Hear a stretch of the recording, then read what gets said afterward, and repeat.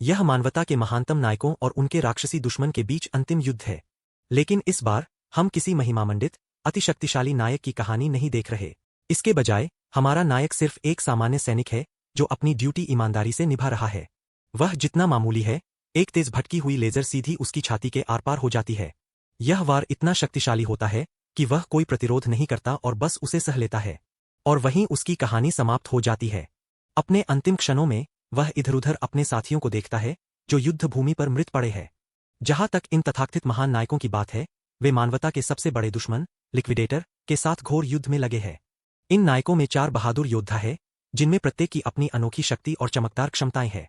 और फिर हमारे जैसे लोग हैं, सामान्य सैनिक, जिन्हें बलि के बकरे की तरह भेजा गया है। ये लोग तो बस कोने में खड़े एनपीसी जैसे होते हैं, जिनका कोई संवाद भी नहीं होता। इनका उद्देश्य बस मरना। उसे खुद पर शर्म आती है, यह सोचकर कि उसने इस युद्ध में कितना कम योगदान दिया है। काश उसे भी कोई प्रतिभा लेकर जन्म मिला होता। लेकिन जितने भी शक्तिशाली हों ये नायक, वे भी कोई मुकाबला नहीं कर पाए। लिक्विडेटर उन्हें खीरे की तरह काट देता है। वास्तव में केवल एक वार में ही वे सब खत्म हो जाते हैं। पता चलता है कि वह राक्षस तो अब तक बस खेल रहा था। मानवता की किस्मत अब तय हो चुकी थी, या कम से कम ग्रेली को तो यही लगा। उसे याद आता है कि उसका दिल तो पहले ही टुकड़ों में बिखर चुका था, और फिर भी वह मरा नहीं है। अगले ही पल वह खुद को खंडहरों के बीच खड़ा पाता है। उसके सामने एक सर्वशक्तिमान अस्तित्व खड़ा है जो किसी भी बात का कोई संदर्भ नहीं देता। यह रहस्यमय व्यक्ति दावा करता है कि ग्रे का शरीर पहले ही ठीक हो चुका है। लेकिन सबसे चौंकाने वाली बात यह है कि वह खुद ही अपने भीतर छिपी शक्तियों का इस्तेमाल कर खुद को ठीक कर चुका है। यह अस्तित्व आगे कहता है कि ग्रे वास्तव में लिक्विडेटर से भी कहीं अधिक शक्तिशाली है। वही राक्षस जिसने उन सारे नायकों को सूअर की तरह काट डाला था। हालांकि उसे यकीन नहीं है कि ग्रे उस शक्ति को संभाल भी पाएगा या नहीं। तो अभी के लिए वह ग्रे को अपनी शक्ति का एक हिस्सा देता है, बस इतना कि वह लिक्विडेटर को हरा सके। वास्तविक दुनिया में लौटते ही ग्रे की तलवार एक रहस्यमय ऊर्जा से घिर जाती है, जो उसे उस सर्वशक्तिमान अस्तित्व से प्राप्त हुई थी। बिना समय गवाए वह इस ऊर्जा की परीक्षा करता है कि यह असली है या बस दिखावा। पता चलता है कि यह शक्ति वास्तव में जबरदस्त है, इतनी कि लिक्विडेटर खुद ग्रे की ताकत की सराहना करता है। लेकिन यह अब भी पर्याप्त नहीं है। जैसे ही ग्रे एक और वार करता है, बूम, वह भी बाकी लोगों की तरह 2 टुकड़ों में कट जाता है। उसके कटे हुए शरीर से खून बहने लगता है। तभी लिक्विडेटर अजीब तरह से फिर से उसकी प्रशंसा करता है। वह पहला इंसान है जिसने उसे इतनी दूर तक धकेला कि उसे अपनी पूरी ताकत लगानी पड़ी। लेकिन लिक्विडेटर के लिए एक और हैरानी बाकी है। ग्रे अब भी खत्म नहीं हुआ है। वह काली सी ऊर्जा उसे जिंदा रख रही है। उसके शरीर का निचला हिस्सा, जो 1 सेकंड पहले तक गायब था, अब उसका शरीर पूरी तरह से डार्क एनर्जी से बना हुआ फिर से आकार ले चुका है। भाई अब पूरी तरह से ब्लैक क्लोवर नोड में जा चुका है, अपनी विशाल तलवार के साथ। यह नज़ारा देखने लायक है। सोचना भी अजीब है कि कोई लिक्विडेटर को डगमगा भी सकता है। दुश्मन के पास अब और कोई चारा नहीं बचता, वो खुद को बचाने के लिए एक हनीकॉम्ब शील्ड खड़ा कर देता है। ग्रे अब इंसान जैसा भी नहीं लग रहा। वो अपनी विशाल तलवार के साथ जमीन पर गिरता है और उसका प्रभाव हवा में वास्तविक शॉक वेव्स भेज देता है। शील्ड चकनाचूर होकर चमकते टुकड़ों में बिखर जाता है और मिस्टर घमंडी पूरी ताकत के साथ उस वार को झेलता है। अब उस कमीने को सच में शक होने लगता है कि जो चीज उसके सामने है वो इंसान भी है या नहीं। उसे तो यह भी नहीं पता कि ग्रे अब जीवित भी है या नहीं। इधर हमारा लड़का भी खुद से यही सवाल कर रहा है। लेकिन अभी जो मायने रखता है वह है लड़ाई। और हाँ, यह राक्षस लोहे जैसा सख्त है, लेकिन हमारा लड़का भी अब ठान चुका है कि वह इस हिसाब को खत्म करके रहेगा। वो रुकने वाला नहीं जब तक इस संकट का नामोनिशान मिटा न दे। वह एक और जबरदस्त वार करता है और यह डरावना प्राणी सोने जैसा खून बहाने लगता है। जवाब में यह राक्षस एक स्तर ऊपर की जुत्सु का इस्तेमाल करता है और स्वर्गिक पंख उगा लेता है। लगता है कि अब वह समय से ही खिलवाड़ कर रहा है। दिन रात में बदल जाता है और चांद ईश्वर की ओर से आने वाली स्पॉटलाइट की तरह चमकने लगता है।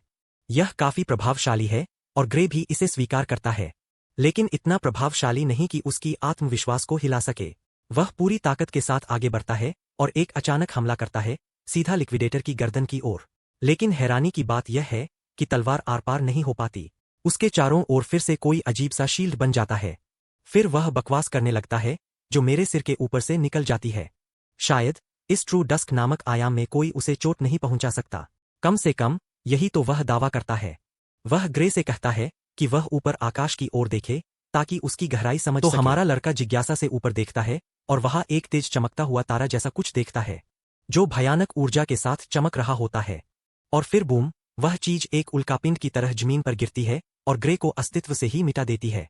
लिक्विडेटर विजयी मुद्रा में खड़ा होता है, उस गरड़े को देखते हुए जो पीछे रह गया है।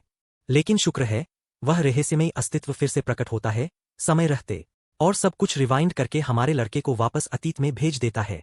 सिर्फ एक मिशन के साथ दुनिया को बचाना। वैसे, उस रहस्यमयी व्यक्ति का नाम क्रोनोस है। शायद उसका और लिक्विडेटर का कोई पुराना रिश्ता है, लेकिन कोई हमें बताने वाला नहीं कि किस तरह का। तो खैर, कट करते हैं हमारे लड़के पर, जो अपनी आंखें खोलता है एक शांत, हरे भरे मोहल्ले में, अपने पुनर्जन्म के ठीक बाद। यह शांत है, स्थिर है, और सच कहें तो काफी फोटोजेनिक भी। पता चलता है कि वह अपने गृहनगर रेनाडो विलेज में है। केवल उसका गृहनगर ही नहीं, बल्कि उसका अतीत का रूप। वह लगभग 15 साल अतीत में पहुंच चुका है। लगता है क्रोनोस ने अपना वादा निभाया। ग्रे को समय में पीछे भेज दिया गया है, दुनिया को बचाने के लिए अंतिम अवसर देने के वास्ते। अचानक उसके हाथ में एक चुभती हुई पीड़ा दौड़ जाती है। जब वह अपने हाथ को देखता है तो वहां घाव और पट्टियां लिपटी हुई दिखाई देती है। अब जब वह सोचता है तो यह वही समय था जब वह बेल्डर और उसके गिरोह के लिए एक पंचिंग बैग बना हुआ था। लेकिन इस नई जिंदगी का एक और मौका मिला है, तो अगर अब भी उसे पहले की तरह तंग किया जाए तो ये सच में बहुत शर्मनाक होगा। लेकिन फिर भी उन लड़कों से सीधा मुकाबला करना भी कोई आसान बात नहीं है। भाई अभी भी उनसे बहुत पीछे है। अब जब वो पीछे मुड़कर देखता है तो लिक्विडेटर को हराना भी किसी सपने जैसा लगता है। खैर, उसे अब यह तय करना है कि इन बुलियों से कैसे निपटना है, वरना वो फिर से वही तकलीफदेह जीवन जीने को मजबूर हो जाएगा। ऐसा लगता है कि भाई को चैन नहीं मिलने वाला, या शायद मिल जाए। उसे अनायास ही उसी गैंग से सामना हो जाता है जिसे वह सबसे ज्यादा डरता है। बिल्कुल, वही बेल्डर और उसके गुंडे। क्योंकि वे इन दिनों बोर हो रहे थे, तो उन्होंने हमारे लड़के को ढूंढ निकालने का मन बना लिया, ताकि अपनी वही पुरानी बदमाशी की परंपरा जारी रख सकें, जैसे वो उनका कोई नया धर्म हो। वे उसके पैरों के पास एक अतिरिक्त तलवार फेंकते हैं और उसे उठाने का आदेश देते हैं। हमारा लड़का तलवार की ओर देखता है, उलझन में। उसे अब भी समझ नहीं आता कि ये गुंडे क्या करने जा रहे हैं। आखिरकार 15 साल हो चुके हैं, तो यादें थोड़ी धुंधली हो गई है। इधर बेल्डर सोचता है कि ग्रे जानबूझकर अनजान बनने की कोशिश कर रहा है, इसलिए वह कृपापूर्वक उसे उनकी वही पुरानी नकली लड़ाइयों की याद दिलाता है। यह सुनकर ग्रे जल्दी से उन्हें टालने की कोशिश करता है, अपने घायल हाथ की ओर इशारा करते हुए। वह बुलावे के लिए शुक्रगुजार है, लेकिन अफसोस की बात है कि चोट अब तक ठीक नहीं हुई, इसलिए वह लड़ नहीं सकता। लेकिन लगता है भाई इन भिखारियों से पीछा नहीं छुड़ा सकता जब तक तलवार उठाकर लड़ न ले। वे तो उसे आश्वस्त भी करते हैं कि तलवारें पूरी तरह कुंद है, तो चोट लगने का कोई खास खतरा नहीं है। लेकिन ग्रे को अब भी लगता है कि चोट की संभावना है, भले ही तलवार कुंद हो। आखिरकार वह भी लोहे का एक टुकड़ा ही है। एक गलत वार, और वो भी गलत जगह पर, तो सीधा ऊपर जाने का टिकट पक्का है। बिल्कुल सही कहा भाई ने। एक हल्की सी मार अगर नीचे पड़ जाए तो इंसान जमीन पर गिरकर तड़पता रह जाता है। लेकिन इन लोगों को ग्रे की बातों की यह तर्कशीलता समझ नहीं आती। बेल्डर अपनी मुद्रा लेता है, वार करने के लिए तैयार। उसे ग्रे से ना सुनना बिल्कुल पसंद नहीं, तो वह गुस्से में भरे सांड की तरह उस पर झपट पड़ता है। लड़ाई की शुरुआत करने के लिए ग्रे को तलवार उठाने का समय दिया गया था, लेकिन समय खत्म हो चुका है और बेल्डर पहले ही उस पर दौड़ चुका है। हमारा लड़का सोचता है कि ये कैसे नकली लड़ाई है, जब सामने वाला ऐसा दौड़ रहा है जैसे अपनी मां से नाराज हो। तभी ग्रे को याद आता है कि एक पूर्व मिलिट्री डॉक्टर ने उसे क्या कहा था, उसकी तलवारबाजी कभी बेहतर क्यों नहीं हुई। उसका कारण एक बचपन की चोट थी। अब जब वह सोचता है, शायद यही वो चोट थी जिसने उसकी जिंदगी को हमेशा के लिए बदल दिया और उसे एक बेबस, कमजोर इंसान बना दिया। बेल्डर अपनी तलवार के साथ जोर से वार करता है, लेकिन ग्रे धुंध की तरह गायब हो जाता है और उस वार से बच निकलता है। सच में खुद ग्रे भी हैरान है कि वो यह वार कैसे चूकने में कामयाब रहा। उधर बेल्डर का चेहरा खींच से कस जाता है। ऐसी फुर्ती देखकर वह एक और वार करता है, जिसे हमारा लड़का फिर से चकमा दे देता है। फिर एक तेज वार उसके पैरों की ओर होता है, जो फिर आसानी से बचा लिया जाता है। ये कमीना पूरी कोशिश कर रहा है कि किसी तरह हमारे लड़के को छू सके। वह किसी खूनी मिशन पर निकले सनकी की तरह वार पर वार कर रहा है, जिसका उद्देश्य है अपने प्रतिद्वंद्वी को गिरा देना। लेकिन ग्रे तो ऐसे फिसल रहा है जैसे कोकीन खाया हुआ निंजा हो। शुरू में ग्रे को लगा कि बेल्डर बस धीमा है, लेकिन फिर उसे एहसास होता है कि ऐसा नहीं है। धीमा हुआ बेल्डर नहीं है, असल में ग्रे ही तेज हो गया है। भाई हर वार को ऐसे चकमा दे रहा है जैसे उसे किराया चुकाना है। बेल्डर के गुंडे भी अब नजरअंदाज नहीं कर पा रहे कि क्या हो रहा है। ऐसा लग रहा है जैसे ग्रे कोई पूरी तरह से नया इंसान बन चुका है। शायद अब उसके पास पहले वाला शरीर नहीं है, लेकिन उसके पास अब भी उन सभी लड़ाइयों की यादें हैं जो उसने लड़ी है। उन सब अनुभवों का नक्शा अब उसके दिमाग में है, और उसका शरीर अब लगभग ऑटो पायलट पर चल रहा है। उसे वारों को चकमा देने के लिए ज्यादा मेहनत भी नहीं करनी पड़ रही। फिर ग्रे तलवार उठाता है ताकि इस तथाकथित नकली लड़ाई को जारी रख सके, जो अब नकली जैसी बिल्कुल महसूस नहीं हो रही। बेल्डर अपने ही अहंकार में डूबा हुआ ग्रे को अपनी कुंद तलवार से कुचलने की कोशिश कर रहा है, लेकिन भाई का अब सब्र जवाब दे चुका है। वह पहली बार अपनी तलवार घुमाता है। उसके शक्तिशाली वार से पैदा हुई झटका इतनी तीव्र होती है कि बेल्डर का हाथ दर्द से झंझना उठता है। यह ही दिखाता है कि बेल्डर असल में कितना दयनीय है। अगर ग्रे सच कहे तो उसे खुद को ही हारने वाला लग रहा है, क्योंकि वह इतने कमजोर इंसान से लड़ रहा है। लेकिन वह ये भी मानता है कि बेल्डर एक कतरा भी दया के लायक नहीं है। वही घटिया इंसान जिसने ग्रे को तंग किया, उसका भविष्य छीन लिया और उसे दर्द दिया, तो पूरी इज्जत के साथ ग्रे अब बेल्डर को उसकी ही दवा चखाने वाला है। अगले ही मूव में ग्रे इतनी आसानी से बेल्डर के हाथ से तलवार उड़ा देता है कि वो निहत्था हो जाता है। बेल्डर के पास अब सिर्फ अपमान की भावना बचती है, जबकि ग्रे को अब एहसास होता है कि यह इंसान उससे भी ज्यादा बेकार है जितना उसने सोचा था। वह इस मौके का फायदा उठाकर बेल्डर की तलवारबाजी का मजाक उड़ाता है। एक ही वार ने बेल्डर की तलवार को हवा में उड़ा दिया। वैसे देखा जाए, निहत्था होना कोई बड़ी बात नहीं है। आखिरकार बेल्डर ने ही तो कहा था कि ये कुंद तलवारें लड़ाई में बिल्कुल सुरक्षित है। लेकिन अब ग्रे पूरी तरह पागल हो चुका है। वह इतनी तेजी से तलवार घुमा रहा है कि उसकी वार बेल्डर की त्वचा को काट देती है, जिससे खून बहने लगता है और सबको बात की गंभीरता समझ आने लगती है। बेल्डर के घुटने जवाब दे देते हैं और वह गिरने लगता है। एक पल के लिए ग्रे सोचता है, वह तो कुंद तलवार का इस्तेमाल कर रहा था, तो फिर इस कमीने से खून कैसे बहने लगा। जब वह तलवार को देखकर पुष्टि करता है, तो पाता है कि हाँ, यह वाकई कुंद तलवार है। अगर यह तेजधार वाली होती, तो शायद यह आदमी अब तक मर चुका होता। खैर, चलिए अब मुख्य बात से ध्यान न हटाएं। ग्रे अगला वार बेहद सटीकता से करता है, जिससे बेल्डर के कई दांत टूट जाते हैं और उसकी नाक से जोर से खून बहने लगता है। हमारा भाई इस कमीने के ऊपर ऐसे खड़ा है कि वह जिंदगी भर उस दृश्य को भूल नहीं पाएगा। ऐसे घमंडी कमीने को रोती हालत में देखना हमेशा मजेदार होता है। ऐसा लगता है कि अब इतना काफी है कि बेल्डर जिंदगी भर के लिए शांत हो जाए। ओह, लगता है मैंने जल्दी बोल दिया। यह कमीना अब भी नहीं सुधरा है। वह अपने गुंडों को आदेश देता है कि वे हमारे लड़के को पकड़े और पीट पीट कर उसकी हालत खराब कर दें। गुंडे अब कदम आगे बढ़ाने में झिझक रहे हैं, और वजह साफ है। अभी अभी उन्होंने अपने बॉस को कुत्ते की तरह पिटते देखा है, तो अब खुद उसी अंजाम तक पहुंचने का कोई तुक नहीं बनता, भले ही उनके पास उससे बचने की ताकत हो। उनमें से एक लड़का सुझाव देता है कि वे एक साथ हमला करें ताकि ग्रे को दबा सकें। तीनों एक साथ उछलकर हर दिशा से हमारे लड़के को घेर लेते हैं। ग्रे, हालांकि, हमेशा की तरह बिल्कुल बेपरवाह है। अगर इन लोगों को अपनी मौत की ख्वाहिश इतनी बुरी तरह पूरी करवानी है, तो हमारा लड़का पूरी तरह तैयार है। सभी उस पर झपट पड़ते हैं। इरादा है यहीं उसे खत्म कर देना। शुरू में ग्रे के मन में इन भिखारियों के लिए थोड़ी सी हमदर्दी थी और उसने इन्हें बख्शने का फैसला किया था, लेकिन अब लगता है कि ये तब तक नहीं रुकेंगे जब तक इन्हें सही सबक न सिखाया जाए। तो वह इन नालायकों को वही देता है जो ये सच में डिजर्व करते हैं। कुछ ही देर में इनके चेहरे ऐसे सूज जाते हैं जैसे किसी निर्दयी चेहरे की मालिश के बाद किसी लंगूर का पिछवाड़ा। एक बार फिर ग्रे को ये सोचकर हंसी आती है कि ये रोते हुए इमोजी जैसे इंसान कभी उसका सबसे बुरा डर हुआ करते थे। उसे याद आता है कि यह ग्रुप फिलहाल सीरिया के तलवारबाजी डोजो के छात्र है। बेल्डर यह मानता है कि वे उस डोजो के छात्र हैं, हालांकि वे हाल ही में वहां जा नहीं रहे थे, क्योंकि इन गीले बिस्कुटों को लगता था कि वे पहले से ही काफी ताकतवर है, जो कि एक बहुत ही घटिया सोच है उनके लिए, जो खुद को ताकतवर समझते हैं। हालांकि ग्रे को उस डोजो से कोई बड़ी उम्मीद नहीं है, फिर भी वह वहां शामिल होने में रुचि दिखाता है और चाहता है कि ये गुंडे उसकी सिफारिश करें। बेल्डर इस अनुरोध को मानने से इनकार कर देता है। आखिरकार वह सोच भी नहीं सकता कि उसके गुरु को पता चलेगा कि उसे इतनी बुरी तरह पीटा गया था। लेकिन ग्रे को इन लोगों को कैसे संभालना है, ये अच्छी तरह पता है। वह बस अपनी तलवार को घुमाकर इन्हें डराता है, जैसे इशारा कर रहा हो कि अगर नहीं माने तो क्या होगा। मजे की बात यह है कि यह छोटी सी धमकी गजब का असर करती है।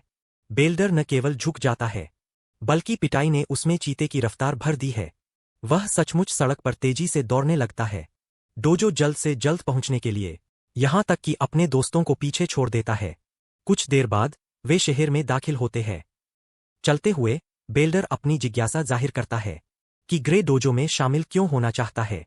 पता चलता है कि उस डोजो के पास अकेडमी के लिए एक अनुशंसा स्लॉट है। हमारे लड़के को ज्यादा कहने की जरूरत नहीं है, क्योंकि वह जानता है कि बेल्डर अब इतना समझदार हो गया है कि उसका असली मकसद समझ सके। उनमें से एक लड़का सोचता है कि ग्रे को डोजो या अकेडमी में शामिल होने की जरूरत ही क्या है, जब वह पहले से ही इतना ताकतवर है। उन्हें क्या पता, हमारा भाई इतना नीचे स्तर का सोचता ही नहीं है। उसके पास अपनी खुद की परिभाषा है काफी की। उसे आज भी वह दिन याद है जब पूरी मानवता के नायकों को एक पल में सुअरों की तरह काट डाला गया था, और वही लोग थे जिन्हें दुनिया का सबसे ताकतवर दस्ते कहा जाता था। नायकों को भूल भी जाओ, वह खुद उस राक्षस को खरोंच तक नहीं पहुंचा सका, जबकि उसके पास रहस्यमय शक्ति मौजूद थी। सिर्फ भगवान ही जानते हैं कि उसे कितनी ताकत की जरूरत होगी उस राक्षस को हराने के लिए। हालांकि वह तब पूरी तरह निराश नहीं था। जैसे ही उसे वह काली शक्ति मिली, उसे ऐसा महसूस हुआ जैसे वह एक सर्वशक्तिमान प्राणी बन गया हो, जो कुछ भी नष्ट कर सकता है। लेकिन जो चीज उसे रोक रही थी, वह थी उसकी तलवारबाजी की कमी। वह बस कुछ छोटे छोटे गुरों पर निर्भर था, जो उसने तलवार संत से सीखे थे। काश उसने भी तलवार संत की तरह तलवारबाजी पर ज्यादा समय दिया होता, तो शायद वह अकेले ही उस युद्ध का रुख बदल सकता था।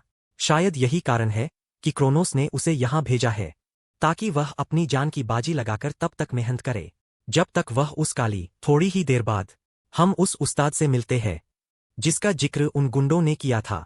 वो पूरा ग्रुप अब जमकर डांट खा रहा है कि उन्होंने एक आम इंसान से लड़ाई क्यों छेड़ी, और उससे भी ज्यादा शर्म की बात यह है कि उस आम इंसान से बुरी तरह हार गए। यह खतरनाक और तेजतर्रार औरत तलवारबाजी डोजो की प्रशिक्षक साइरिया। बेल्डर सफाई देने की कोशिश करता है कि उन्होंने किसी को डराने की कोशिश नहीं की थी, वो तो बस एक मॉक बैटल थी। बेचारे को इस झूठ की इतनी भयानक सजा मिलती है कि अगर ये वार रॉकेट होता तो वो सीधा चांद पर पहुंच जाता। उसके गुंडे थरथर कांप रहे हैं, मन ही मन बस यही दुआ कर रहे हैं कि आज किसी तरह जिंदा बच जाए। लेकिन डरने की जरूरत नहीं है दोस्तों। अभी जो स्टंट उसने किया, वो बस एक छोटा सा सबक था जो वो इन मूर्खों को सिखाना चाहती थी। अगर कोई निहत्थे इंसान को मारना मॉक बैटल कहलाता है, तो जो उसने किया वो भी मॉक बैटल ही हुआ। वह अपनी तलवार सीधी बेल्डर के बदसूरत चेहरे पर तानती है और बिना एक पल गवाए उसे डोजो से बाहर निकाल देती है। सिर्फ उसे ही नहीं, उसके पूरे दल को भी। इसके साथ ही वे सब के सब अपनी हार की शर्म लिए अपनी हार के नायक के पीछे पीछे डोजो से बाहर चले जाते हैं, बेहद ही शर्मनाक अंदाज में। साइरिया तुरंत घूमती है, घुटनों पर बैठती है और अपने नए छात्र से माफी मांगती है, उन पुराने छात्रों की ओर से जिन्होंने उसके साथ दुर्व्यवहार किया। मगर हमारा लड़का इस माफी को हल्के में लेता है। चलो अब असली काम पर आते हैं। उसे पता चला है कि ग्रे अकेडमी के लिए सिफारिश चाहता है, जिसकी पुष्टि वह करता है। चूंकि बेल्डर और उसके घटिया साथियों ने ग्रे के साथ काफी बुरा किया है, इसलिए साइरिया तैयार हो जाती है उसे एक अनुशंसा पत्र देने के लिए। लेकिन उससे पहले वह चाहती है कि ग्रे अपनी काबिलियत साबित करे। दोनों आमने सामने खड़े हैं, हाथों में लकड़ी की तलवारें। बड़े होने के नाते वह ग्रे को पहले वार करने का मौका देती है, और फिर शुरू होता है वारों का अद्भुत आदान प्रदान। वे इतनी तेजी से हिलते हैं कि हर वार के बाद पीछे बस परछाइयां ही छूटती है। साइरिया का काम है ग्रे की ताकत और कला का आकलन करना। उसे साफ नजर आ रहा है कि इस लड़के की तलवारबाजी उसकी उम्र के हिसाब से बेहद व्यवहारिक है, जैसे वह कई जिंदगियां पहले भी सैकड़ों लड़ाइयां लड़ चुका हो। अब समझ में आता है कि उन मूर्खों की हालत कैसे इतनी बुरी हुई थी। उसकी शैली अधिकतर सेल्फ टॉट है, लेकिन कभी कभी उसमें अकेडमी के पढ़ाए गए कौशल की झलक दिखती है। इसका मतलब शायद किसी ने उसे सिखाया जरूर है। हालांकि उसकी तकनीक अभी भी थोड़ी कच्ची है, लेकिन एक बात तय है, इस लड़के में कच्चे हीरे जैसा टैलेंट है जो बस तराशे जाने की जरूरत है। वह मानो किसी जंगल से मिला एक बेशकीमती हीरा हो। अब जब उसने ग्रे का मूल्यांकन कर लिया, तो वह अंतिम वार से इस द्वंद्व को समाप्त करना चाहती है। ग्रे खुद को संभालता है, और उसके वार को बड़ी आसानी से पैरी कर देता है। और फिर से शुरू होता है ये मौत जैसा डांस। भाई हर एक वार को ऐसे झटक रहा है जैसे उसे डैमेज से एलर्जी हो। इससे सायरिया भीतर से परेशान होने लगती है। उसके अंदर किसी भी तरह की हिचकिचाहट की कमी सायरिया को अस्थिर कर रही है। वो चाहे जो हमला करे, ग्रे की मुद्रा पर कोई असर नहीं होता। यहां तक कि वो खुद से चिढ़ने लगती है, ये सोचकर कि एक नौसिखिए के टेस्ट में उसे अपनी पूरी ताकत झोंकनी पड़ रही है। आगे बताऊं, वो इतनी ज्यादा दबाव में आ जाती है कि पहली बार उसे डर महसूस होने लगता है। एक पल के लिए उसे ग्रे किसी राक्षसी सत्ता की तरह लगने लगता है, जो मानो अभी कुछ भयानक छोड़ने वाला हो। उसका आखिरी वार भी वो बड़ी आसानी से झेल जाती है, लेकिन तभी उसे एहसास होता है कि वो तो बस एक बेतरतीब झटका था। उसके बाद ग्रे की सांसें तेज हो जाती है, उसकी ऊर्जा नीचे गिरने लगती है। सायरिया उसे कुछ देर यूं झुका हुआ देखती है और उसे कमजोरी मान लेती है। एक तेजतर्रार बिल्ली की तरह वो उस पर झपटती है, लेकिन अगले ही पल खुद को शतरंज की हार जैसी स्थिति में पाती है। विर्जिल की दूसरी दुनिया की बेटी अब एकदम निशब्द हो जाती है। वो सोच रही थी कि उसने जीत की चाल पकड़ ली है, लेकिन खेल ही उलट गया। टूटी हुई लकड़ी की तलवार जमीन पर गिरती है और ग्रे भी कुछ पलों के लिए चकित खड़ा रह जाता है। उसे एक पल के लिए वही अंधकार में शक्ति दोबारा महसूस होती है जो उसने लिक्विडेटर से लड़ते समय हासिल की थी। इस बात से ये साफ होता है कि वो भले ही अतीत में वापस आ गया हो, लेकिन उसकी शक्तियां अब भी उसके भीतर मौजूद है। लेकिन तभी एक भयानक झटका उसे इतनी पीड़ा में डाल देता है कि वह घुटनों पर गिर पड़ता है। खड़ा रहना भी अब मुश्किल हो गया है। सायरिया उसकी हालत देखकर घबरा जाती है और उसकी मदद करना चाहती है, लेकिन ग्रे को अब ये समझ आ गया है कि उसका वर्तमान शरीर उसकी शक्तियों को संभालने के काबिल नहीं है। फिर भी वो अपनी पूरी हिम्मत बटोरता है और कांपते हुए भी दोबारा खड़ा हो जाता है। वो उसे बताता है कि मैं ठीक हूं, मगर अंदर ही अंदर वो खुद की स्थिति पर सोच में डूब जाता है। उसे एहसास होता है कि अब हर शक्ति का उपयोग बड़े सोच समझकर करना होगा। वो ये भी सोचता है कि क्या अपनी शक्ति की सच्चाई सायरिया को बता दे। सामने खड़ी तलवार गुरु बस उसकी आंखों में देख रही है, भ्रम और चिंता से भरी हुई। ग्रे थोड़ी देर सोचता है, फिर ठंडे दिमाग से फैसला करता है कि उसे कुछ नहीं बताना चाहिए। आखिरकार कौन यकीन करेगा कि वो भविष्य से वापस आया है और उसके अंदर कोई डार्क पावर है, और ये भी नहीं कि वो जब चाहे तब उस शक्ति का प्रदर्शन कर सकता है। ये सब सोचकर वो मासूम सी एक झूठी सफाई देता है कि बस थोड़ा ज्यादा मेहनत हो गई थी। लेकिन सायरिया एक सेकंड को भी उस पर यकीन नहीं करती। उसे लगता है कि ये बहाना हद से ज्यादा बेवकूफाना है। आखिर वो खुद भी तो जानती है कि जब दोनों बंद तलवारों से लड़ रहे थे तो ग्रे उसकी तलवार को काट ही नहीं सकता था। सायरिया समझ जाती है कि ग्रे उससे कुछ छुपा रहा है। उसका चेहरा शांत है, लेकिन आंखें बोल रही है, ये लड़का कुछ बड़ा छुपा रहा है। वो अपनी टूटी हुई तलवार ग्रे की ओर करती है, जिससे ग्रे पूछता है, कोई दिक्कत है क्या? उसकी प्रतिक्रिया देखकर वो समझ जाती है कि ग्रे इस वक्त कुछ भी नहीं बताना चाहता। इसलिए वो जबरदस्ती नहीं करती, बल्कि वो बात को घुमाकर उसी मुद्दे पर ले आती है जिसके लिए ग्रे आया था। तुम्हें अकेडमी की सिफारिश चाहिए थी, है ना? ग्रे पुष्टि करता है, कहता है उसने सुना था कि वो उसकी मदद कर सकती है। सायरिया भी इस बात से इनकार नहीं करती।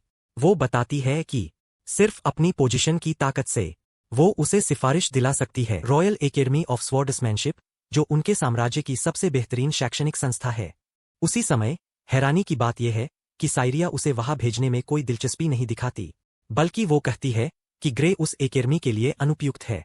उसके ठंडे शब्द किसी तलवार से भी ज्यादा चुभने वाले थे। ग्रे अपने भीतर खुद को कोसने लगता है, अपनी क्षमताओं पर शक करते हुए मान लेता है कि वो बहुत कमजोर है। उसकी आखिरी चोट ही उस पूरी लड़ाई की एकमात्र प्रभावशाली बात थी। लेकिन रुकिए, सायरिया अभी बोलना खत्म नहीं करती।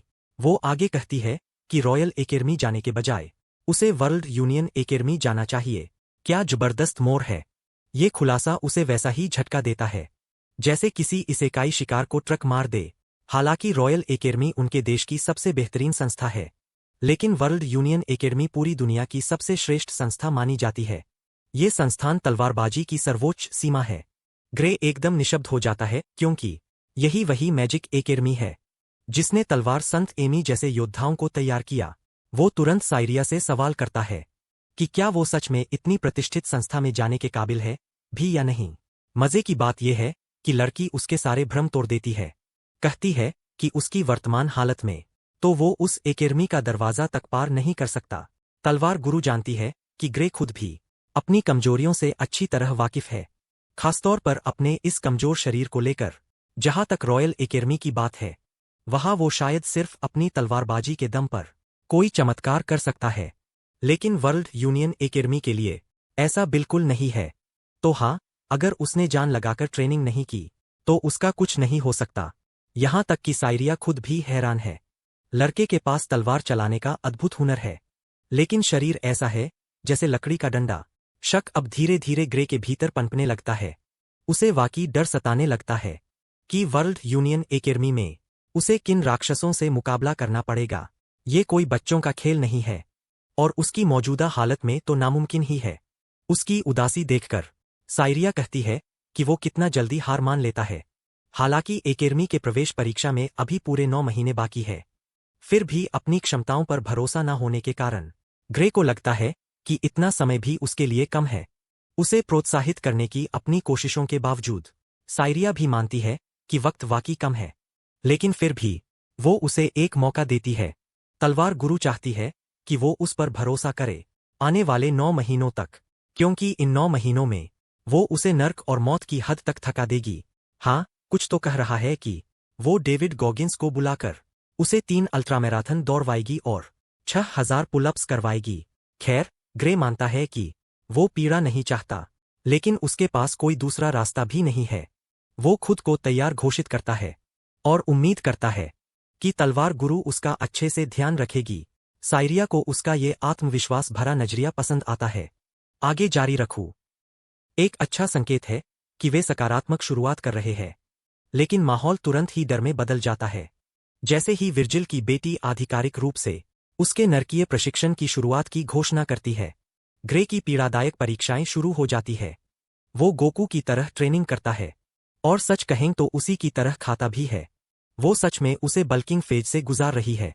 उसे कुछ संदिग्ध खाने का सामना भी करना पड़ा, लेकिन उसकी शिक्षिका अड़िग थी और उसने ग्रे को हर चीज से गुजारा। उनकी तलवारबाजी की द्वंद्व प्रशिक्षण भी वैसे ही जारी रहे, जिसका उद्देश्य उसकी तकनीकों को निखारना था। और फिर ऐसे ही 8 महीने बीत गए। बधाई हो ग्रे को, जिसने इतनी लंबी ट्रेनिंग झेलकर एक दमदार शरीर हासिल किया। यहां तक कि सारा भी उसकी काया की प्रशंसा कर रही है। अब जब वे इस मुकाम पर पहुंच चुके हैं, तो सारा के पास उसे सिखाने के लिए अब कुछ बचा नहीं है। अब वह असली दुनिया का सामना करने के लिए तैयार है। लेकिन उसकी यह सहजता ग्रे को भ्रमित कर देती है, क्योंकि अभी प्रवेश परीक्षा में 1 महीना बाकी है। विर्जिल की बेटी उसे याद दिलाती है कि उसे परीक्षा के स्थान तक पहुंचने में काफी समय यात्रा में लगने वाला है, इसलिए उसे जल्दी निकलना होगा। आखिरी विदाई के रूप में सारा उसे एक थैली में पैसे देती है, जो उसकी यात्रा को आसान बना देंगे और उसके 1 महीने के खर्च का ध्यान रखेंगे। वाकई यही होती है एक सच्ची शिक्षिका। जहां तक ग्रे की बात है, वो अब भी इतनी जल्दी रवाना होने के विचार से अच्छा महसूस नहीं कर रहा। उसका ये सोचना कि उसकी गुरु उसे बोझ समझकर दूर कर रही है, उसे दुखी कर देता है। उसके जवाब पर मुस्कुराते हुए वो मानती है कि ग्रे जरूरत से ज्यादा सोच रहा है। अचानक ग्रे पास के एक राक्षसों के घोंसले की अफवाह का जिक्र करता है, जो साइरिया का ध्यान खींचता है। वो यह भी बताता है कि गांव पूरी तरह असुरक्षित है, क्योंकि वहां कोई सुरक्षा गार्ड नहीं है। स्वॉर्ड मास्टर उस घोंसले की मौजूदगी की पुष्टि करती है, जो हाल ही में खोजा गया था। साथ ही वो मुस्कराकर कहती है कि कुछ बुरा नहीं होगा। अगर सबसे बुरा होता भी है, तो उन्हें रॉयल कैपिटल की मदद पर भरोसा करना होगा। हालांकि ग्रे चिंतित है, लेकिन वो सोचती है कि उसका ध्यान सिर्फ परीक्षा पर होना चाहिए, ना कि भटकती चिंताओं पर। अपने मन में वो पूरी तरह से यकीन कर चुका है कि उसकी गुरु उससे झूठ बोल रही है, ताकि वो चिंता न करे। रॉयल कैपिटल कभी भी किसी छोटे से गांव की मदद नहीं करेगा, और जब गांव पर राक्षसों का हमला होगा और वह नष्ट हो जाएगा, तो सारा की दुखद मृत्यु अनिवार्य हो जाएगी। अपने पिछले जीवन में उसे यह पता चला था कि सारा अकेले ही उस लड़ाई में मारी गई थी।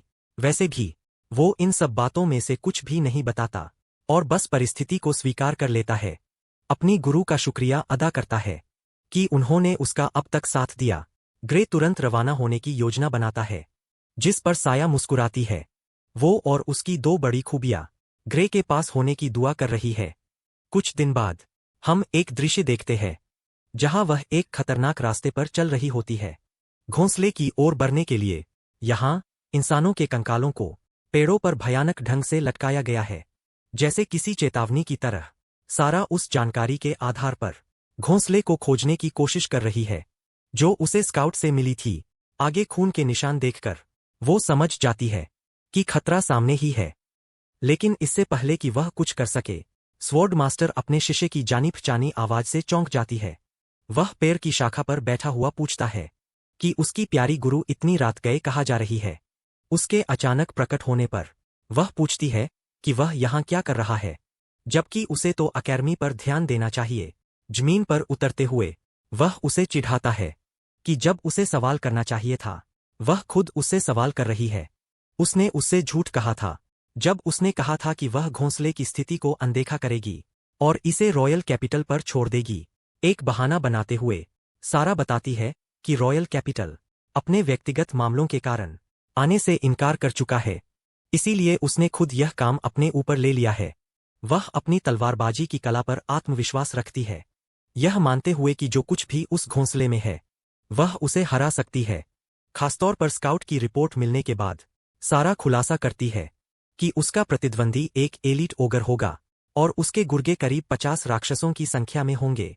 उस मुख्य बॉस के अलावा वह जानती है कि इतनी संख्या में उन राक्षसों से लड़ना कठिन होगा, लेकिन यह बात उसे वहां जाने से नहीं रोक रही। वैसे भी यहां तक कि ग्रे भी मानता है कि एक एलीट ओगर इतना ताकतवर नहीं है, कम से कम इतना नहीं कि सारा जैसी स्त्री को हरा सके। हालांकि ओगर्स के बारे में बात यह है कि उनकी विशेष ताकत उनके दिमाग और भारी संख्या में होती है। इतने सारे ओगर्स उस घोंसले में होने के कारण अगर वे उसे घेरने और दबाने में कामयाब हो जाते हैं तो सारा निश्चित रूप से मारी जाएगी। इसके अलावा हमारा लड़का एक बात को पूर्ण विश्वास से जानता है, अपने पिछले जीवन के ज्ञान के कारण साया को अकेले इस मिशन पर भेजना मतलब उसे मौत के मुंह में भेजना है, और अंततः गांव भी नष्ट हो जाएगा क्योंकि उसके पास कोई रक्षक नहीं बचेगा। यह वही अंधकारमय भविष्य है जिसका उसने पहले अनुभव किया है। इसी सोच के साथ युवा शिष्य उससे अनुरोध करता है कि वह उसके साथ मिलकर टीम बनाए, लेकिन उसकी गुरु सख्त है, कहती है कि वह अकेले ही ठीक है। उसे समझाने में समय बर्बाद करने के बजाय कि वह अकेले काफी नहीं है। ग्रे चालाकी से कहता है कि वह असली युद्ध का अनुभव पाना चाहता है। वह उसे भावनात्मक रूप से दोष भी देता है, पूछता है कि क्या वह डर रही है कि वह उसके रास्ते में बोझ बन जाएगा। हालांकि वह चतुर है। उसकी गुरु उसकी बात की बेतुकीपन की ओर इशारा करती है।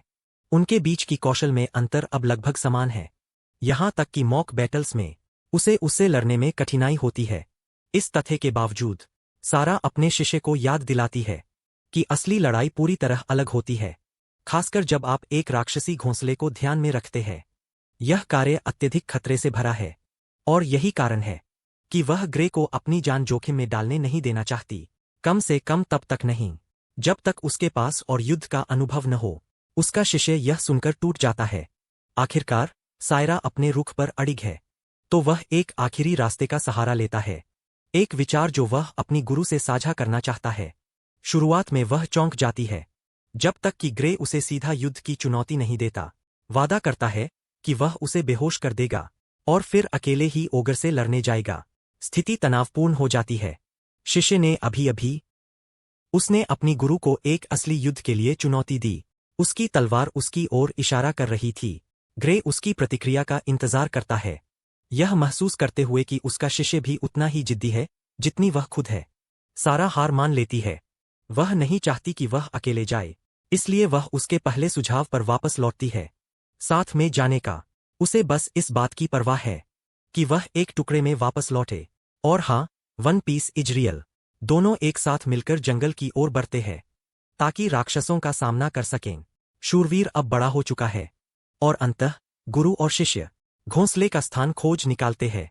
बुद्धिमान राक्षसों ने अपने पर्यावरण का अपने पक्ष में उपयोग किया है।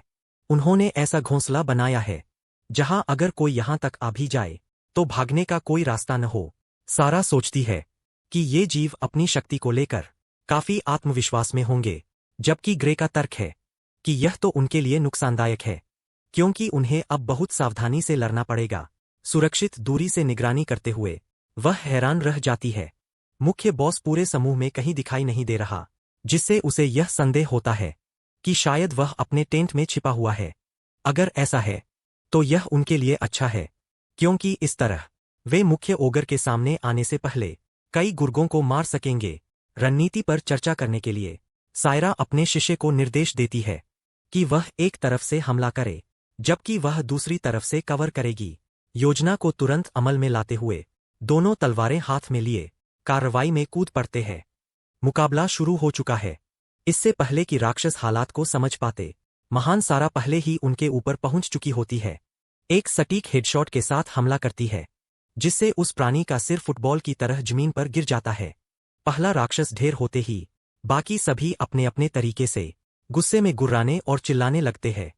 पूरा समूह हिंसक रूप में चला जाता है और अपने हथियार तैयार करता है घुसपैठियों को मारने के लिए। लेकिन इससे कोई फर्क नहीं पड़ता, क्योंकि हमारा लड़का बीस्ट मोड में जा चुका है। वह अकेला ही कई राक्षसों को एक ही समय में काट रहा है। सुघर सारा भी कम नहीं है। वह अपने शानदार कौशल दिखा रही है, जो उसने पापा वर्जिल से सीखे थे। दोनों को कोई नहीं रोक सकता। ग्रे और सायरा एक दूसरे की पूरी तरह रक्षा कर रहे हैं। कुछ ही मिनटों में दृष्टि में आने वाला हर एक राक्षस उनके लिए केवल एक मृत शरीर बनकर रह जाता है। वैसे सारा वास्तव में ग्रे के अड़िग संकल्प से प्रभावित होती है, जो वह एक असली युद्ध में दिखा रहा है।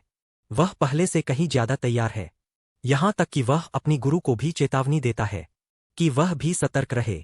लेकिन बात यह है, इस पूरे हालात को लेकर ग्रे को एक अजीब सा बुरा एहसास हो रहा है। यह लड़ाई उनके लिए बहुत ही आसान रही है, बहुत ज्यादा आसान। अगर यही स्तर था जिसका सारा को सामना करना था, तो वह अकेले ही इन सबको हरा सकती थी, उसकी मदद के बिना भी। और यही बात उसे बेचैनी की स्थिति में डाल देती है, क्योंकि जो कुछ भी उस टेंट के अंदर छिपा है, वह अब तक के सभी राक्षसों से कहीं ज्यादा भयावह होने वाला है। और तभी उस प्राणी की डरावनी आंखों की एक जोड़ी अंधेरे टेंट के भीतर से चमक उठती है। दूर से उसे घूरती हुई वे आंखें उसे कंपा देती है। जैसे ही ग्रे उस प्राणी की आंखों से संपर्क में आता है, वह झटके से कांप उठता है। अपनी ताकत के बावजूद वह डर के मारे सहम जाता है और अपनी गुरु से कहता है कि उन्हें तुरंत यहां से निकलना होगा। यहां तक कि सायरा भी समझ नहीं पाती कि अचानक उसके साथ क्या हो गया है। बिना कुछ समझाए वह इतनी डर के साथ उस पर चिल्लाता है कि भागो, कि सारा एक पल को भी सवाल नहीं करती। वह बस उसकी बात मानती है और उसी के पीछे दौड़ पड़ती है। जब वे भाग रहे होते हैं, आप सोच सकते हैं कि शायद वे बच निकलेंगे, पर नहीं, क्योंकि उनका डरावना दुश्मन अचानक आकाश से छलांग लगाता है। एक विशाल ऊंचाई से ग्रे डर से कांप उठता है जब वह राक्षस जमीन पर पैर जमाता है और उन साहसी इंसानों का सामना करता है। सायरा का चेहरा हैरानी में बदल जाता है। वह इशारा करती है कि कैसे मुख्य राक्षस खुद उनके पास लड़ाई के लिए आया है। लेकिन तभी ग्रे एक ऐसा खुलासा करता है जो किसी ने सोचा तक नहीं था। यह तो असली बॉस राक्षस है ही नहीं। जैसे ही वह असली बॉस के स्थान का खुलासा करने वाला होता है, एक राक्षसी आवाज उनके पीछे से दहाड़ती है। उस उकसाने वाली दहाड़ से एक और राक्षसों की भीड़ उनका पीछा करने के लिए दौड़ पड़ती है। वह रोमांचक आवाज सारा के लिए बहरेपन जैसी है, पर ओगर्स के लिए यह उन्हें लड़ाई के भूखे पागल बना देती है। सायरा डर के मारे कांप उठती है। वह अपनी खुद की संवेदनाओं को समझ नहीं पा रही। एक ऐसा प्राणी मौजूद है जो एक एलीट ओगर से भी ज्यादा डरावना और घातक है, और वही पूरी सेना को निर्देश दे रहा है। आखिरकार ग्रे खुलासा करता है कि वे जिस राक्षस से लड़ रहे हैं, वह एक ओगर जनरल है। यही असली बॉस है उस राक्षस घोंसले का। याद दिला दूं, इस समय वे सचमुच बीच में फंसे हुए हैं। एक तरफ एलीट ओगर उनके भागने का रास्ता रोक रहा है, पीछे लौटना भी कोई विकल्प नहीं, क्योंकि वहां असली बॉस के साथ एक विशाल भीड़ उनका इंतजार कर रही है। सारा अपने सदमे को व्यक्त करती है, पूरी तरह जानती हुई कि वे ऐसे राक्षस का सामना नहीं कर सकते, यहां तक कि अपने स्तर पर भी नहीं। उनकी जीत की एकमात्र संभावना सामने खड़े एलीट ओगर को मारकर भागने की है, तो वह ठीक वैसा ही करती है। वह उस राक्षस पर टूट पड़ती है और अपने हथियार से उसके खिलाफ भिड़ जाती है। इस युद्ध को जीतने की दृढ़ संकल्प के साथ वह एक मौका पकड़ती है और उस प्राणी के शरीर पर एक तेज वार करती है। घाव से खून फूट पड़ता है और जबकि यह आमतौर पर अच्छे संकेत के रूप में देखा जाता है, उसकी चिंताएं और बढ़ जाती है जब वह देखती है कि वह घाव फिर से भरने लगा है। उधर हमारा लड़का अपने दम पर दर्जनों राक्षसों से लड़ रहा है और ओगर जनरल की शक्तियों के बारे में अपना ज्ञान साझा करता है। दरअसल उसकी दहाड़ राक्षसों की ताकत और उनकी रिकवरी की गति बहुत ज्यादा बढ़ा देती है। सीधे शब्दों में कहें, वे एक स्टेरॉयड पर चल रहे एलिट ओगर से लड़ रहे हैं। यहां तक कि एक सामान्य ओगर को हराना इस समय इतना मुश्किल है कि खुद ग्रे को भी दिक्कत हो रही है। एक राक्षस को काटते हुए वह सारा से कहता है कि वह उसकी पीठ की रक्षा करे। वह उसे निर्देश देता है कि बस कुछ देर युद्ध को टालने की कोशिश करे, जिससे सारा सोच में पड़ जाती है कि आखिर उसके पास कैसी चमत्कारी रणनीति है। इसके जवाब में हमारा लड़का कहता है कि इस हालात में सिर्फ एक ही लक्ष्य होना चाहिए, उसे मारना। जो सबसे भद्दा है, वो कमीना जो अपनी भीड़ के पीछे छिपा हुआ है। अब यह जीवित रहने की लड़ाई शुरू होती है। जैसे ही ग्रे अपनी तलवार से एक राक्षस से टकराता है, वह अपनी झुंझलाहट दर्शाता है कि कैसे उसे चारों तरफ से घेर लिया गया है। वह उस वार को रोक देता है और पाता है कि एक और उग्र राक्षस उस पर निशाना साध रहा है। वह दुश्मनों को काटता हुआ आगे बढ़ रहा है, इस पर ध्यान केंद्रित करते हुए कि वह अपने लक्ष्य तक पहुंचने के लिए सामने एक साफ रास्ता बना सके। हालांकि लापरवाही में वह इतनी ताकत का इस्तेमाल करता है कि उसकी तलवार सचमुच टूट जाती है। यह वास्तव में एक बड़ी समस्या है, क्योंकि अब उसके पास वह एकमात्र हथियार नहीं बचा है जिस पर वह आत्मविश्वास रखता था। वह उस ताकतवर ओगर के नीचे की ओर किए गए वार से बचता है और अपना ध्यान अपने अतिरिक्त तलवार को निकालने पर केंद्रित करता है। हाँ, यही तो है सबसे चतुर मुख्य पात्र जिसे मैंने हाल ही में देखा है। दूसरी तलवार साथ रखना मतलब तैयार रहना। वैसे भी ग्रे चिंतित है कि उसकी तलवार ज्यादा देर तक टिक नहीं पाएगी। उसे बचाने के लिए उसकी गुरु अपनी अतिरिक्त तलवार उसकी ओर फेंकती है, जिससे उसे जीत का एक और मौका मिल जाता है। दोनों अतिरिक्त तलवारों के साथ उसके पास लड़ाई का बेहतर मौका है, लेकिन फिर भी यह भी पर्याप्त नहीं होगा इन सभी राक्षसों को मारने के लिए। ओगर जनरल तक पहुंचने के रास्ते में और साथ ही इसके अनुयायियों को हराने में बहुत ज्यादा बाधाएं हैं। अपनी क्षमताओं पर विश्वास करते हुए यह आदमी पागल हो जाता है और दुश्मनों के बीच एक सुपर स्पीड स्लैश छोड़ता है। उसकी आगे की गति रुक जाती है जब एक ओगर उस पर हमला करने की कोशिश करता है। सौभाग्य से वह बच जाता है और फिर तेजी से उस वार को रोकता है। लड़ाई उसे थका रही है, लेकिन फिर भी उसने अपने सामने मौजूद राक्षसों से निपटते हुए काफी प्रगति कर ली है। ओगर जनरल को खतरे का एहसास होता है और वह दूसरी राक्षसी दहाड़ छोड़ता है। ग्रे के लिए यह भयावह है, क्योंकि अब इन ताकतवर प्राणियों को एक और ताकत का उछाल मिल गया है। यह बंदा अब और भी ज्यादा संघर्ष कर रहा है, क्योंकि उसे अब और अधिक ताकतवर राक्षसों से निपटना पड़ रहा है। ग्रे समझ जाता है कि ओगर जनरल इतना बुद्धिमान है कि उसकी रणनीति को समझ चुका है। अब जब उसे पता चल गया है कि यह इंसान क्या करने की कोशिश कर रहा है, ओगर जनरल बार बार दहाड़ता है ताकि उसके अनुयायी और ज्यादा आक्रामक हो जाए। एक वार को ब्लॉक करते हुए ग्रे राक्षसों को पीछे छोड़ता है और सीधे आगे की ओर दौड़ता है। राक्षसों की एक भीड़ उसके स्वागत के लिए तैयार है। हर एक से आमना सामना करने की बजाय वह चतुराई से केवल उन्हीं को काटता है जो सीधे उसके रास्ते में है। लेकिन फिर भी इससे उसके शरीर पर खरोंचें और चोटें लगती है। खून से भरी यह लड़ाई उसे कमजोर कर रही है, क्योंकि वह इन लगातार हो रहे हमलों के बीच से भागने की कोशिश कर रहा है। अपनी सुरक्षा ढीली छोड़ते हुए वह एक ओगर द्वारा पकड़ लिया जाता है और जमीन पर जड़ दिया जाता है। अब हालत सचमुच बुरी लगने लगती है, क्योंकि ओगरों ने उसे वही फंसा लिया है जहां वे चाहते थे। सौभाग्य से, क्योंकि वे इतने गुस्से में हैं, उनमें सहयोग करने की समझ नहीं बची है और उन्हीं में से एक बिना सोचे समझे अपने ही साथी को काट देता है। ग्रे अंदर ही अंदर सोचता है कि उनकी रणनीति शायद उसकी तलवारों को कमजोर करने की है। जब वह इन्हीं विचारों में खोया हुआ है, तभी एक गीगाचैड ओगर एक शक्तिशाली घूंसा भरता है। उसका सिर कुचलने के लिए यह या तो मरने या जीने की स्थिति है, और वह साफ तौर पर खुद को इस वार से नहीं लगने दे सकता। तो वह अपनी तलवार का इस्तेमाल करता है ताकि नुकसान को कुछ हद तक कम किया जा सके, लेकिन फिर भी भाई पर भारी पड़ रहा है। सिर्फ टकराव की ताकत से जमीन में जोरदार धमाके के साथ फेंका गया। अपनी जिंदगी के किनारे पर पहुंचने के बावजूद यह आदमी अब भी अपनी टूटी हालत में उठने की कोशिश करता है। यही है एक असली बहादुर की परिभाषा। पिछले हमले में उसकी अतिरिक्त तलवार टूट चुकी है। अब उसके पास केवल एक तलवार बची है और दर्जनों ओग्रों को मारना बाकी है, साथ ही उनका बॉस भी। एक बार फिर स्थिति उसके पक्ष में नहीं है। असल में इससे बाहर निकलना लगभग असंभव है। पिछले जीवन में अनुभव किए गए पतन के बावजूद वह अपनी मौजूदा स्थिति को पूरी तरह समझता है। ग्रे बस जीत नहीं सकता इतने सारे खून के प्यासे राक्षसों के खिलाफ जो उसे थका रहे हैं। इसलिए वह अपनी युद्ध रणनीति बदलने का निर्णय लेता है और अपनी गुरु पर चिल्लाता है कि वह भाग जाए, जबकि वह खुद एक चारे के रूप में काम करेगा ताकि वह भाग सके। सारा यह सुनती है और मुस्कराती है। उसे इस तरह छोड़ने से इनकार करती है।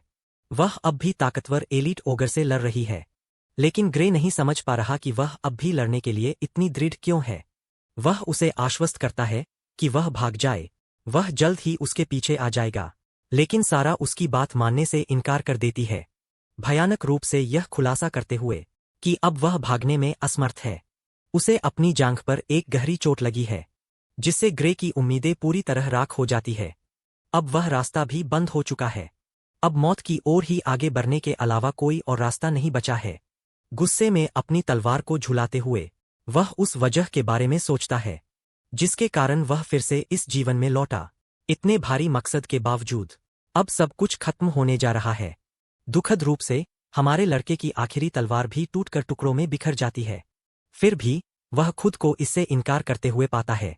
अपना हथियार खोने के बावजूद ग्रे इसे अपने जीवन का अंत मानने से इनकार कर देता है। काश वह भविष्य की उस शक्ति का उपयोग कर पाता, वह भयानक शक्ति जो लिक्विडेटर की बराबरी करती थी और उसे नुकसान पहुंचा सकती थी। अगर वह इसे बस एक पल के लिए भी इस्तेमाल कर सके तो ये सभी राक्षस टुकड़ों में बंट जाएंगे।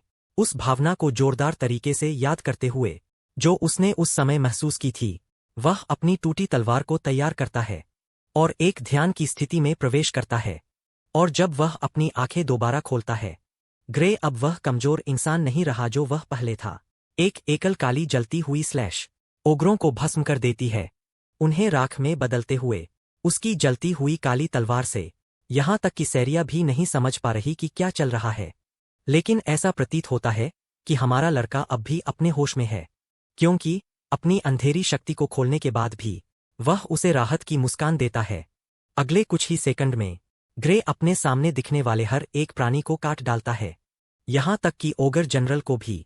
यहां तक कि उसकी गुरु भी समझ नहीं पा रही कि आखिर अभी अभी क्या हुआ। वह अब भी सामने खड़े एलीट ओगर पर ध्यान केंद्रित करने में व्यस्त है।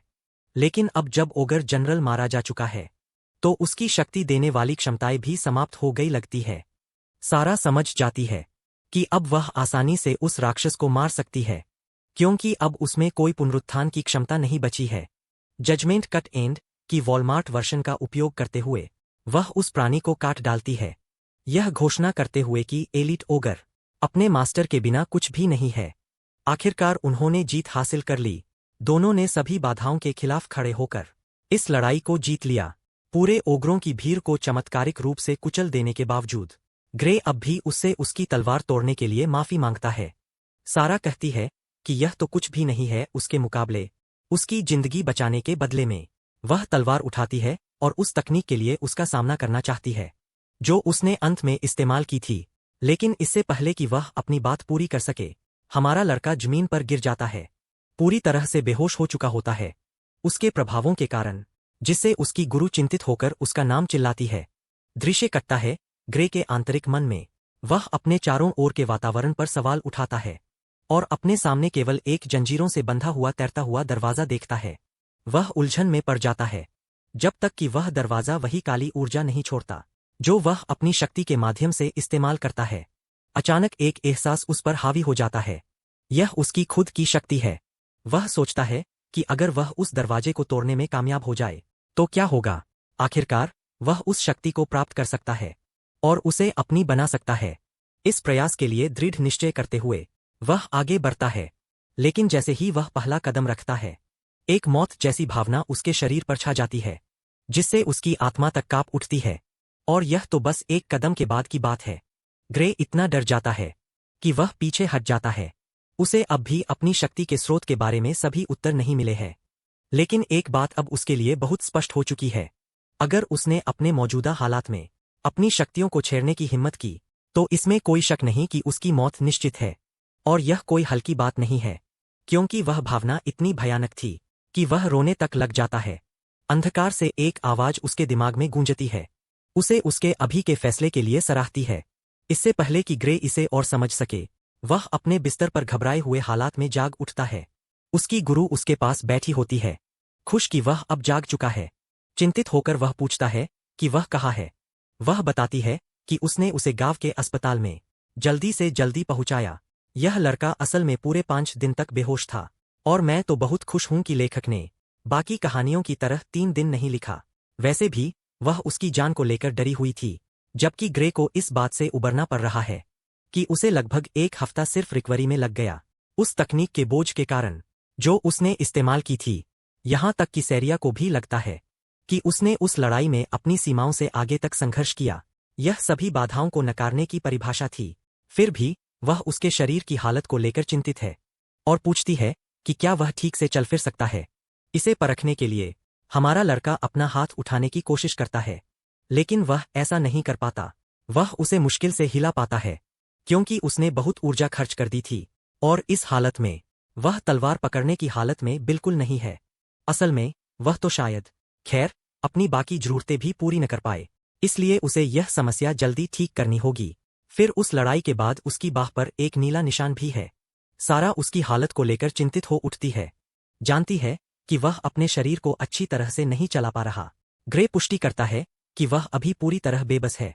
यहां तक कि उसकी गुरु भी मानती है कि उसकी बाह इतनी जल्दी ठीक नहीं होगी, यह खुलासा करते हुए कि उसकी बाह की हर एक हड्डी चकनाचूर हो चुकी है। यह सुनकर हमारा लड़का चौंक जाता है, क्योंकि अजीब तरह से उसे कोई दर्द महसूस नहीं हो रहा। यह वास्तव में उस जादुई औषधि उपचार के कारण है जो उसे दिया गया था। हमारे लड़के का जबड़ा जमीन पर गिर जाता है, क्योंकि ये औषधियां आमतौर पर बेहद बहुत महंगी होती है, और उसने बस यूं ही उस पर एक इस्तेमाल कर दी।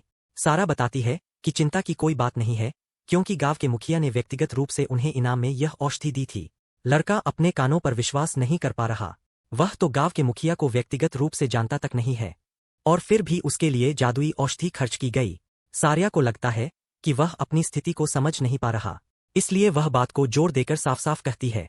ग्रे अब आधिकारिक रूप से गांव का रक्षक और नायक बन चुका है। इससे पहले कि वह उसकी कही बात को समझ पाता, गांव का मुखिया अचानक अंदर आता है और लड़के से मिलने के लिए उसे धन्यवाद देता है। उसके किए गए कार्यों को सराहने के लिए गांव का मुखिया उसे याद दिलाता है कि एक ओगर जनरल इतना ताकतवर होता है कि पूरे एक शहर को उससे लड़ने में लगना पड़ता है।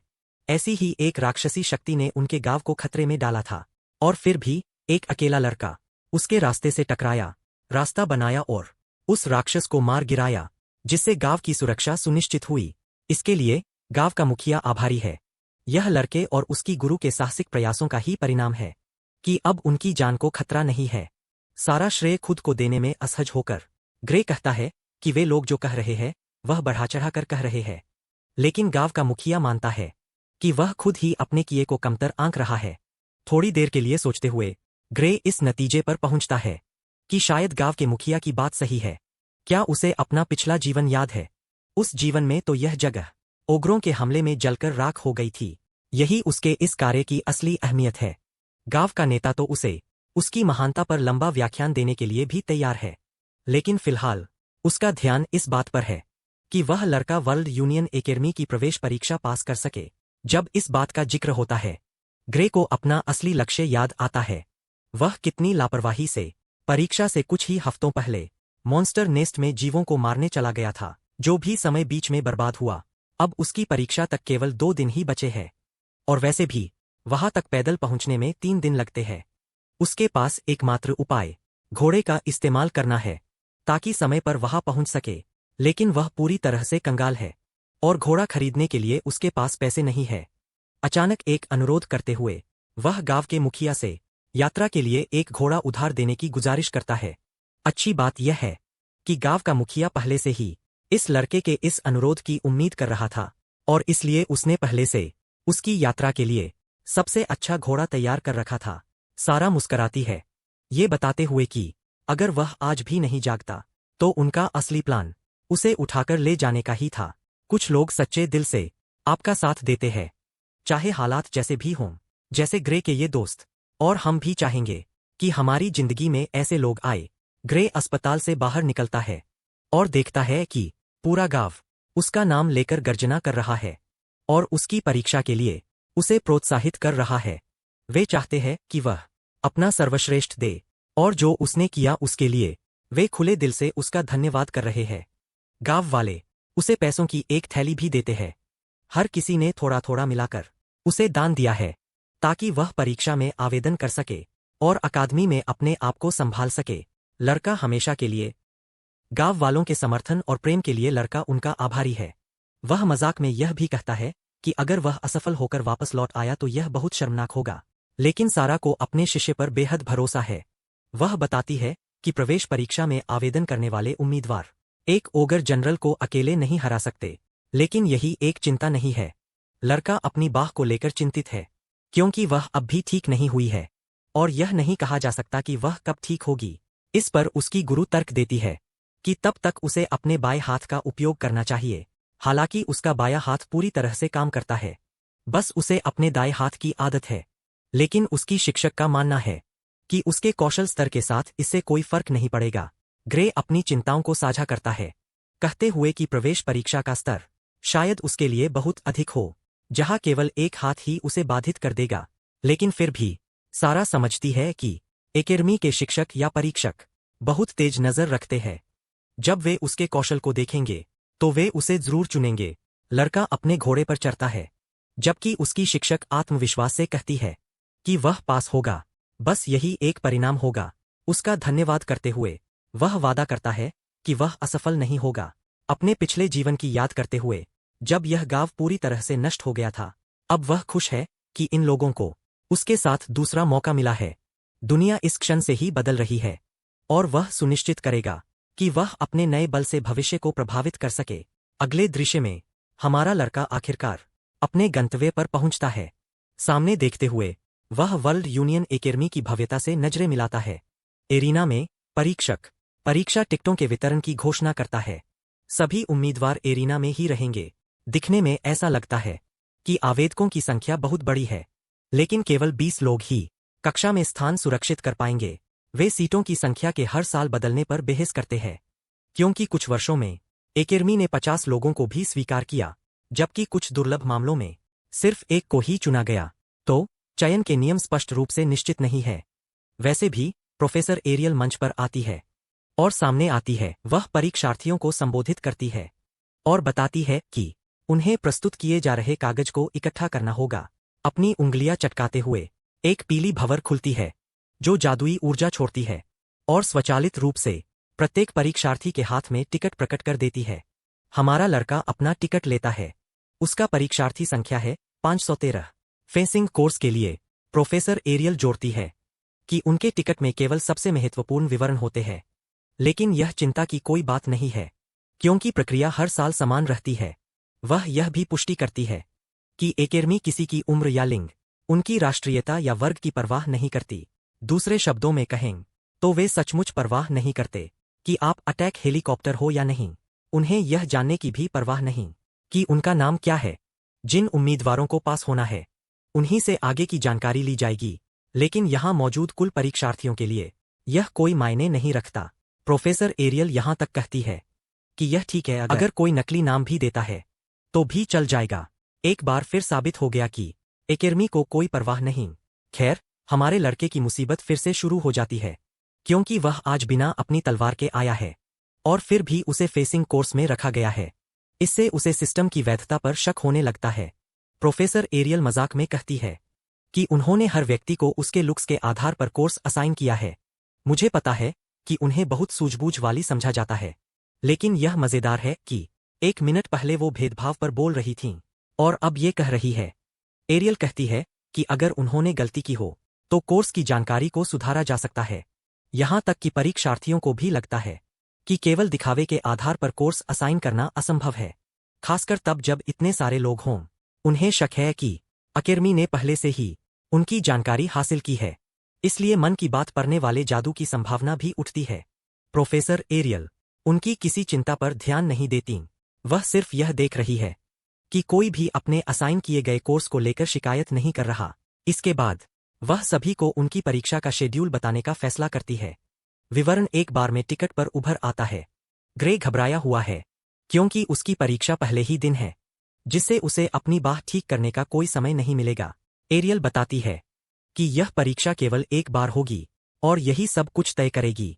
अगर कोई उम्मीदवार देर से पहुंचा तो उसे तुरंत अयोग्य घोषित कर दिया जाएगा। वह यह भी याद दिलाती है कि उनके शेड्यूल सख्त है और किसी भी अनुरोध पर बदले नहीं जाएंगे। यह ग्रे के लिए बुरी खबर है, जो अब भी ठीक नहीं हुआ है।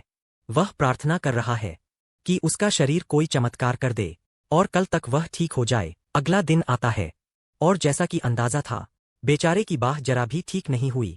अब उसके पास कोई और चारा नहीं है सिवाय इसके कि वह इस हालत में परीक्षा दे। ग्रे का परीक्षार्थी नंबर पुकारा जाता है और वह झुंझलाते हुए आगे बढ़ता है। वह खुद को शांत करने की कोशिश करता है ताकि परिस्थिति को लेकर आशावादी बना रहे। वह अपने बाएं हाथ का आकलन करता है। उसे कोई समस्या नहीं दिख रही और अगर वह जोर लगाए तो अपने दाएं हाथ को भी चला सकता है। उसकी मौजूदा रणनीति यह है कि परीक्षक की हर चाल पर पैनी नजर रखे और वहां से जीतने की तरकीब निकाले। वह एक उम्मीदवार और परीक्षक के बीच का मैच देख रहा है। आवेदक आंख बंद करके हमला करने दौड़ता है, लेकिन हमले के अंत में परीक्षक बिल्कुल भी प्रभावित नहीं होता और आराम से खड़ा रहता है। उसके अगले कदम का इंतजार करता है। उम्मीदवार अपनी तलवार खींचता है एक और वार करने के लिए, लेकिन वह वार भी बेकार होता है। वह वार रोका जाता है और इतना ही नहीं, परीक्षक उसकी तलवार को परे फेंक देता है और आखिरी वार से उसे हवा में उड़ा देता है। जैसे ही उसका शरीर जमीन से टकराता है, परीक्षक परीक्षा का परिणाम घोषित करता है और उसे स्थल छोड़ने का निर्देश देता है। आप लोग सोच रहे होंगे कि शायद ग्रे को कुछ समझ आ गया है, लेकिन मजेदार बात यह है कि वह अंदर ही अंदर हार मान लेता है और स्वीकार करता है कि अब उसकी बारी है पिटने की। उसका नंबर पुकारा जाता है। एरिना में प्रवेश करने के लिए ग्रे अपने मौके का मूल्यांकन करता है, ये समझते हुए कि वह उस परीक्षक को नहीं हरा सकता जिसने उससे भी बड़े उम्मीदवार को पल में हरा दिया। एरिना के अंदर हमारा लड़के को पहली चाल चलने की आज़ादी दी जाती है। इसके बावजूद वह अच्छी तरह समझता है कि यह लड़ाई एकतरफा होने वाली है। फिर भी उसे किसी न किसी तरह का प्रभाव डालना ही होगा। लड़ाई शुरू होती है। ग्रे तेजी से वार करने दौड़ता है। उसे अपनी मास्टर की सलाह याद आती है, जिन्होंने उससे कहा था कि वह केवल अपनी बाहों का नहीं बल्कि अपने पूरे शरीर का उपयोग करके एक जोरदार वार करे। उसकी सलाह को हरकत में बदलते हुए वह सोचता है कि अगर वह अपनी दाईं बाह का नुकसान पूरा करना चाहता है तो उसे बाकी की मांसपेशियों का उपयोग करना होगा, और इसलिए वह पहला वार करता है जिसे परीक्षक आसानी से चकमा दे देता है। अब भी ग्रे को अपनी सामान्य शैली में लड़ने में कठिनाई हो रही है। आखिरकार भले ही वह अपनी दाईं बाह की भरपाई करने की कोशिश कर रहा हो, फिर भी यह सच्चाई नहीं बदलती कि वह यहां बहुत बड़े नुकसान में है। परीक्षक पलटवार करता है और उसे काटने की कोशिश करता है, लेकिन ग्रे के आश्चर्य के लिए तलवार बहुत धीमी गति से चल रही है। ऐसा लग रहा है जैसे वह उसकी दिशा बिना भागे ही पड़ सकता है। तो हमारा लड़का वास्तव में उस हमले को सफलतापूर्वक रोक लेता है, हालांकि उसे अब भी परीक्षक की ताकत का वजन महसूस हो रहा है। इसी समय वह यह भी आंकता है कि परीक्षक की तकनीक सिरिया जितनी परिष्कृत नहीं है, तो अगर वह सिर्फ उस तकनीक पर ध्यान केंद्रित करे जो उसने उससे सीखी है, तो शायद वह कोई मौका निकाल पाए और एक खुलाव बना सके। इस रणनीति के साथ ग्रे पूरी ताकत से दौड़ता है ताकि वह प्रशिक्षक को अभिभूत कर सके। और हाँ, प्रशिक्षक वाकई पीछे हट रहा है। उसकी तेजी ही उसकी हार का कारण बन रही है। ग्रे खुद को आत्मविश्वास से भरता हुआ पाता है, यह महसूस करते हुए कि वह इस परीक्षक को आसानी से हरा सकता है। उसकी मास्टर के शब्द फिर से उसके जहन में गूंजते हैं। उनकी तलवारें फिर से टकराती है, लेकिन ग्रे एक पूर्ण डिफ्लेक्ट के साथ अपने प्रतिद्वंद्वी पर हावी हो जाता है, नई आत्मविश्वास के साथ लड़ाई को खत्म करने के लिए तैयार।